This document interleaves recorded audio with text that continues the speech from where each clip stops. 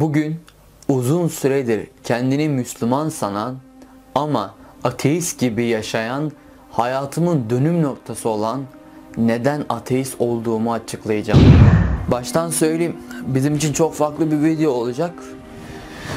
Video kaç dakika sürer bilmiyorum ama delikanlı gibi sonuna kadar izleyelim. Çünkü ateist olmak kolay değil. Evet, yanlış duymadın.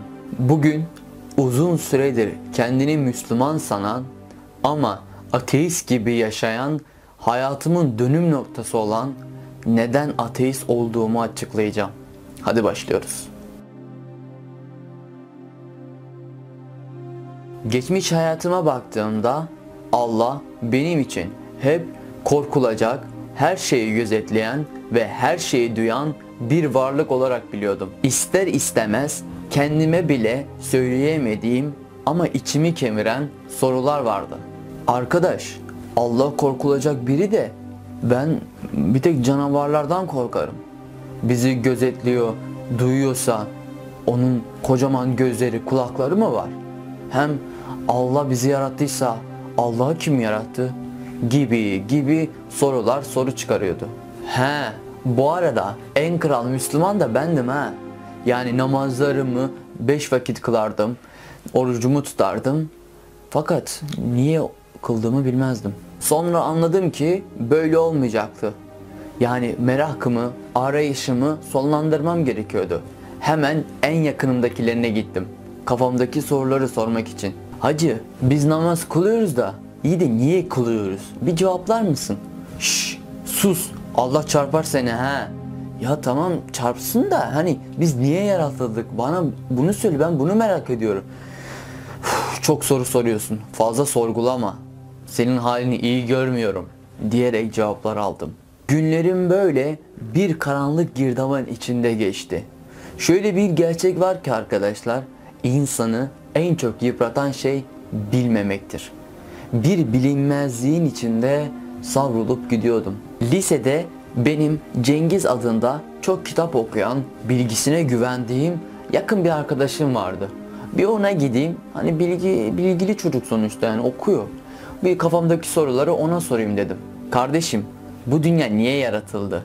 Kitaplar, dinler niye var? Cengiz'in verdiği cevap ise çok manidardı.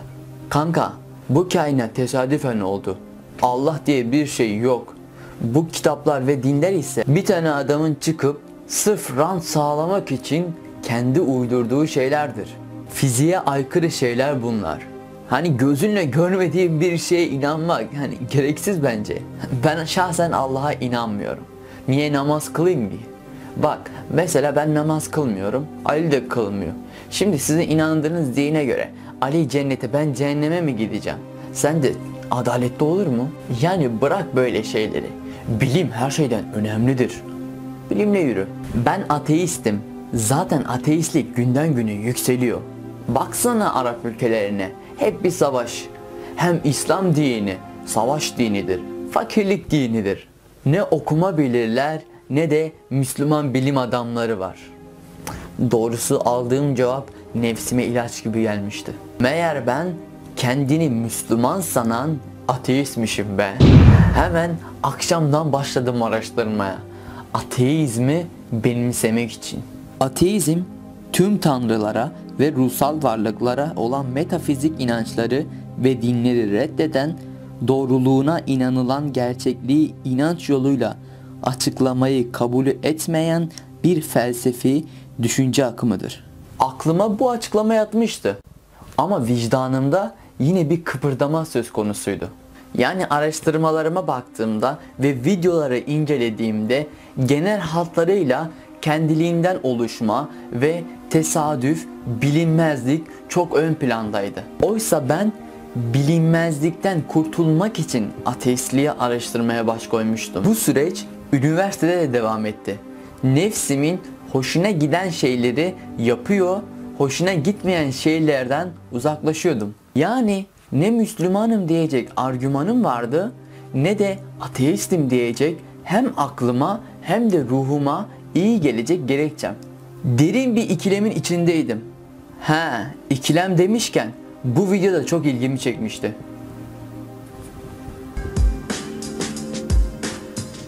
Is there something in particular that really you can't stand about God? I don't think God exists, so that's so obvious. So obviously, I constructed in the God delusion a 7-point scale, of which 1 was I know God exists, 7 was I know God doesn't exist, and I called myself a 6.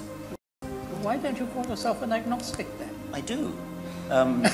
You are described as the world's most famous atheist in the book I recently. Evet, ateistim. Mantıksız gördüğüm her şeyle ilgili ben konuşan bir insanım. Senin argümanın bir varlığın veya yaratıcının var olduğunu kanıtlamaksa ben zaten o yoktur demiyorum. Hiçbir zaman demedim. Bütün videolarıma bak, hiçbirinde demedim zaten. And it's my view that the simplest explanation is there is no God. I think the creation of the universe lies within the realm of science. Does not mean that there is not a God who laid down the second. Sizin de izlediğiniz üzere ateistler bile kendi içlerinde derin bir çelişki içerisindeler. Sonra bu ikilem sonucunda ateizm ile ilgili hemen hemen her makaleye bakıp videoları izledim. Aklıma şu soru geldi. Ateizmi bu kadar araştırmama rağmen neden Kur'an-ı Kerim'i okumuyorum ki? Diyerek önden bir araştırmaya başladım. Araştırmalarıma göre ilk emri ikra, yani oku olan bir dinle yeniden tanışmaya başladım. Dilimden istemsizce bir soru çıktı. İlk emri oku olan bir kitabın sahibi okumadan mı geldin demeyecek mi?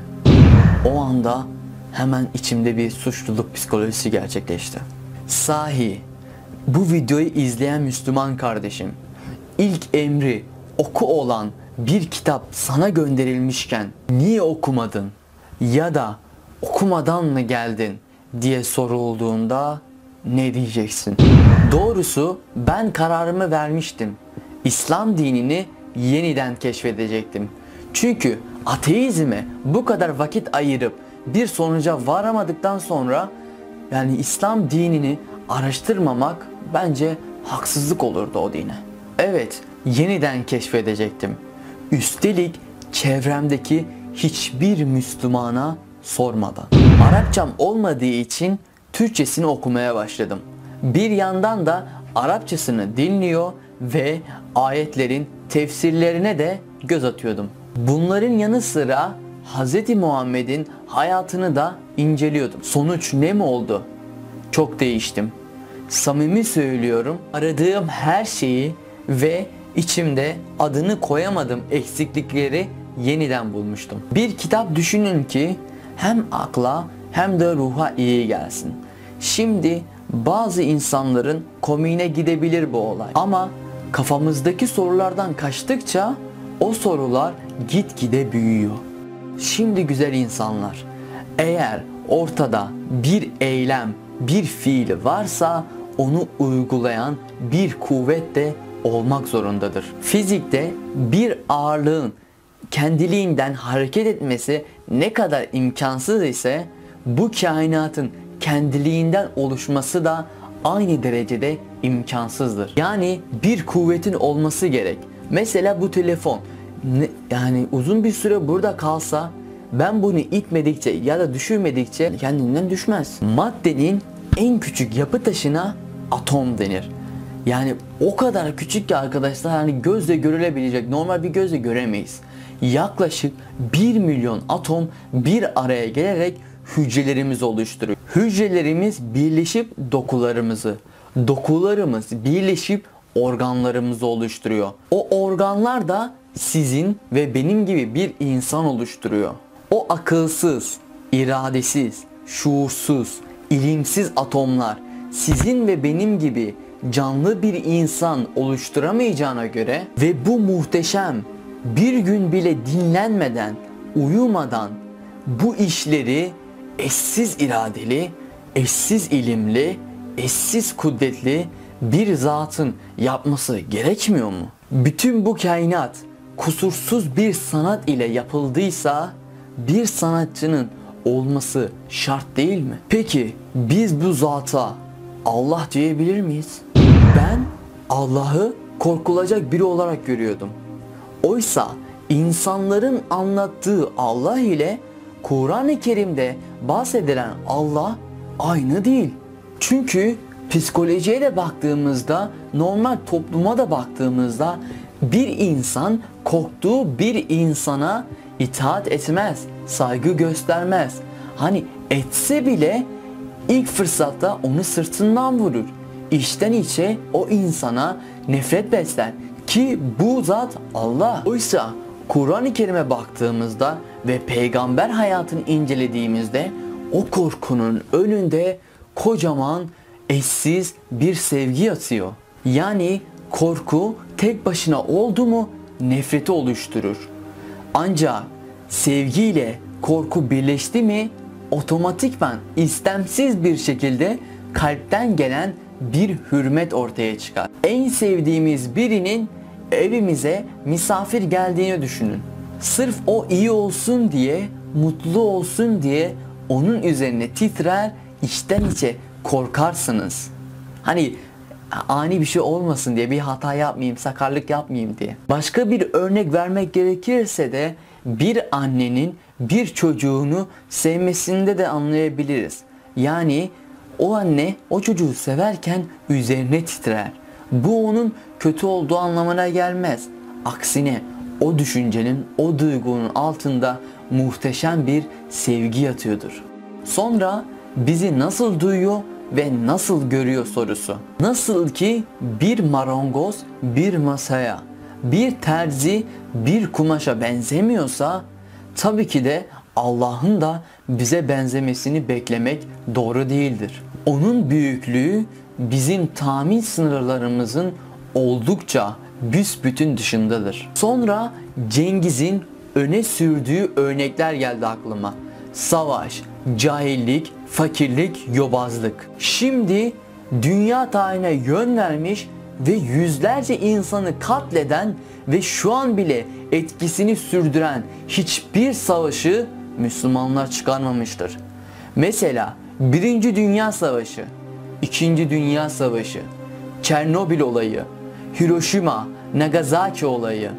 Hem kelime anlamı barış olan bir dinden savaş beklemek ne kadar doğru olur? Fakirliğe gelecek olursak, Kur'an-ı Kerim'in hiçbir ayetinde, Peygamber Efendimizin hiçbir anında fakirliği övecek bir sözünü, bir anını bulamazsınız. Aksine Peygamber Efendimizin fakirlikten sana sığınırım Allah'ım diye duası mevcuttur. Cahilliğe gelecek olursak, dünya bilim tarihine yön vermiş onlarca Müslüman adam varken Harizmi, Elkindi, Farabi, Fergani, Akşemseddin, Piri Reis, Ali Kuşçu vesaire gibi ve ilk emri oku olan bir dine cahillikle itham etmek ne kadar doğru olabilirdi ki?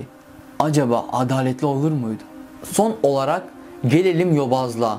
İşte burası toplumu zedeleyen ortak yaradır.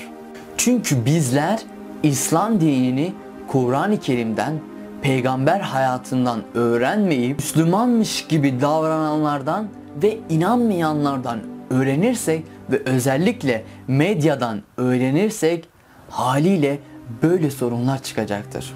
Şimdi geçmişimi düşünüyorum da herkese Müslümanım demişim ama ne İslam dininin şartlarını yerine getirmişim ne de imanın şartlarına tamamen iman etmişim. Müslümanım demişim ama bir Allah yokmuş gibi yaşamışım. Meğer dili Müslüman, hali ateist biriymişim. Ne kadar benziyormuşum değil mi sana? Son olarak güzel insanlar, bazen kainatta kusurlu gördüğümüz şeylerde bile bir kusursuzluk vardır. Basit bir örnek verelim. Yağmur örneği mesela. Bir yağmur yağdığında trafikte olan herkes isyan eder yağmur yağdığı için. Ama olaya büyük çerçeveden baktığımızda o yağmurun yağması yeryüzünü temizler. Toprağın beslenmesini ve su kaynakların çoğalmasını sağlar. Bu yağmurun bu derecede önemli olduğunu gösterir. Yani insanın bakış açısı çok önemlidir. Mesela bir portakal ağacını düşünün. Bir çiftçi o ağaca baktığı zaman o portakalları toplayıp satmayı düşünür. Bir hayvan baktığı zaman o portakalı koparıp yemeyi düşünür. Fakat hakikati arayan biri baktığı zaman topraktan oduna, odundan bir portakal kabuğunun içinde sana sunulmuş ve dilimlenmiş bir yiyecek görüp yaratıcının eşsiz hikmetini düşünür. Velhasıl kelam güzel insanlar, hangi düşünceye sahip olursak olalım, araştırmaktan, sorgulamaktan geri kalmayalım. Başkalarından değil, kendimizden bir adım bekleyelim. Bilinçlenelim, bilinçlendikçe bilinçlendirelim. Doğrusu ben İslam dinini doğru yaşamadığım için ateizmi araştırmaya başladım. Ve ateizmi araştırırken gerçek İslam dinini buldum. Videomuzu bu anlamlı, değerli sözle bitirelim. Dininizi araştırın ve yaşayın. Yoksa yaşadığınızı din sayarsınız. En güzel emanetsiniz. Selametle.